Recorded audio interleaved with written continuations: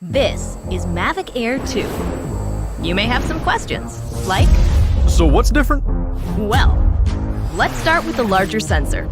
There's a lot more pixels, 48 megapixels to be exact, which means you can do this. And then shoot a hyperlapse in 8K. With Smart Photo, every shot is a masterpiece. Yeah, but photos aren't really my thing. Don't worry, we've got you covered. It also does 4K 60p video. You can also slow things down. Way-do. And yes, there's HDR video. How's the flight time? It's fantastic.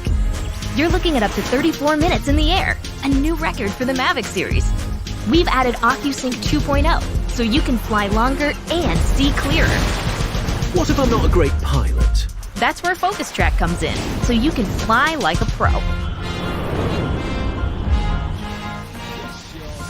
Or just press a button. Here's the best part: automatic obstacle avoidance.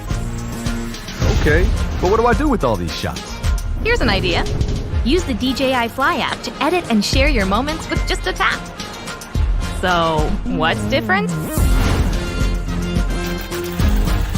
A whole lot.